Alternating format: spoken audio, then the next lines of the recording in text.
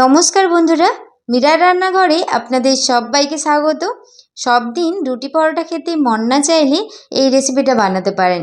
সকালের টিফিনে বলুন, রাতের ডিনারে বা স্কুল টিফিনে খেতে কিন্তু দারুণ লাগে আর বানানো একদমই সহজ। চলুন তাহলে পুরো রেসিপিটি দেখার জন্য অনুরোধ রইল। এখানে আমি আটা দিয়েছি, আপনারা ময়দা দিয়ে ওটা বানিয়ে নিতে পারেন। এর মধ্যে কালো জিরে, স্বাদ মতো লবণ আর একটু রিফাইন অয়েল দিয়ে দিলাম। দিয়ে শুকনো উপকরণ আগে আমি মেখে নিচ্ছি।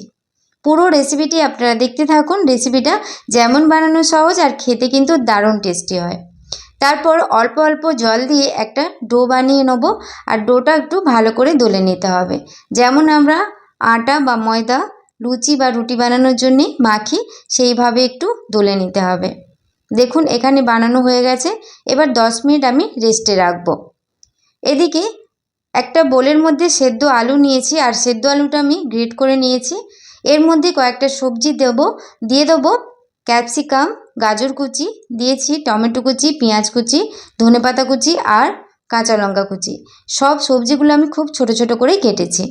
তারপরে দিয়ে দিলাম ভাজা জিরের গুঁড়ো, একটু চাট মশলা, স্বাদ মতো লবণ দিয়ে দেবো লঙ্কা গুঁড়ো, ঝালটা আপনারা আপনাদের স্বাদ মতো দেবেন। তারপর সব উপকরণ ভালো করে আমি মিশিয়ে নিচ্ছি। আপনারা পছন্দ মতো সবজিটা ব্যবহার করতে পারেন।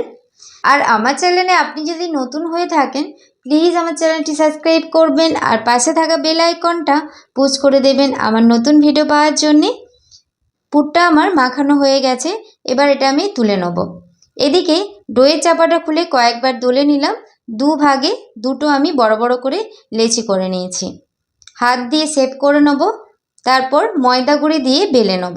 আপনারা আটা গুঁড়ি দিয়েও বেলে নিতে পারেন। যেমন আমরা রুটি বেলি তার থেকে একটু মোটা করে বেলতে হবে। যেহেতু রুটির লেচিটা একটু বড় করে বানিয়েছি, তাই রুটিটা একটু বড় করেই হবে। দেখুন এবার কিছুটা আলুর পুর ওর মধ্যে দিয়ে দিলাম, দিয়ে এইভাবে চারদিকটা ছড়িয়ে নিতে হবে। আমি এটা হাত দিয়ে করে নিলাম, এটাই আমার সুবিধে মনে হলো, তার জন্য হাত দিয়ে বানিয়ে এইভাবে একটু চেপে চেপে দু হাত দিয়ে এভাবে রোল করে নেব। একবার দেখলেই বানিয়ে নিতে পারবেন খুব সহজে। এইভাবে রোল করে নেওয়ার পর আর শেষের অংশতে আমি একটু জল লাগিয়ে নিয়েছি, ওই ক্লিপটা তোলা হয়নি, আপনারা জল লাগিয়ে নেবেন, তাহলে খুলে যাবে না। দুধারের বাড়তি অংশটা আমি ফেলবো না, ওটা একটু চাপটা করে নিমকি বানিয়ে নেব। এইভাবে একটু মোটা মোটা করে কেটে নিচ্ছি। এর থেকেও আপনারা মোটা করে এটা বানিয়ে নিতে পারেন, মানে কেটে নিতে পারেন। তারপর এক একটা করে লেচি নিয়ে এইভাবে হাত দিয়ে একটু চেপে শেপগুলো আমি বানিয়ে নিচ্ছি। দেখুন এইভাবে প্রত্যেকটা শেপ আমি করে নেব, তারপর রেসিপিগুলো বানাবো। এইভাবে সবগুলো করে নেওয়ার পর একটা বাটির মধ্যে আমি 2 চামচের মতো ময়দা নিয়েছি। এর মধ্যে 1 চামচ কর্নফ্লাওয়ার দিলাম, অল্প একটু লবণ দিলাম। এবার অল্প অল্প জল দিয়ে একটা ব্যাটার বানিয়ে নেব আর ব্যাটারটা একটু ভালো করে ফেটিয়ে নিতে হবে। ব্যাটারটা পাতলাই রেখেছি, দেখুন এইরকম ঘনত্বের ব্যাটারটা বানিয়ে নিয়েছি। এবার কড়াই তেল দিয়েছি, তেলটা ভালোভাবে গরম হয়ে গেলে গ্যাসের ফ্লেমটা হাই টু মিডিয়াম থাকবে আর এক একটা করে লেচি ওই ব্যাটারের মধ্যে চুবিয়ে ওই গরম তেলের মধ্যে দিয়ে দিতে হবে। এই সময় কিন্তু গ্যাসের ফ্লেমটা মিডিয়াম টু হাই ফ্লেমে রাখতে হবে আর ওই মিডিয়াম টু হাই ফ্লেমেই উল্টে পাল্টে একটু লাল লাল করে ভেজে নিতে হবে। এক সাইড যখন একটু ব্রাউন কালার করে ভাজা হয়ে যাবে, তারপর উল্টাতে হবে। এপিঠ ওপিঠ ব্রাউন কালার করে আমি ভেজে নিচ্ছি। ফেসবুক পেজ থেকে যদি আপনারা দেখে থাকেন, প্লিজ আমার ফেসবুক পেজটা ফলো করে পাশে থাকবেন।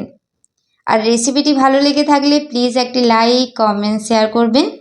এগুলো আমার ভাজা হয়ে গেছে, এরকম ব্রাউন কালার করে ভেজে নিতে হবে। সবগুলো আমি তুলে নিচ্ছি আর একইভাবে বাদবাকিগুলো আমি ভেজে নেব। ভেজে নেওয়ার পর আপনাদের দিকে দেখাচ্ছি। আপনারা বাড়িতে বানাবেন, খেতে কিন্তু দারুণ স্বাদের হয়। একটা প্লেটের মধ্যে নিয়ে নিয়েছি। তৈরি হয়ে গেল দারুণ স্বাদের টিফিন বা ডিনার রেসিপি। আপনারা বাড়িতে বানাবেন। আর আজকের এই রেসিপিটি আপনাদের কেমন লাগলো অবশ্যই কমেন্ট করে জানাবেন। রেসিপিটি ভালো লেগে থাকলে প্লিজ একটি লাইক, কমেন্ট, শেয়ার করবেন। আর কতটা মুচমুচে হয়েছে দেখুন, একটা কেটে দেখাচ্ছি। চলুন তাহলে আজকের মতো রেসিপিটি এ পর্যন্তই। সবাই খুব ভালো থাকবেন, সুস্থ থাকবেন। ধন্যবাদ।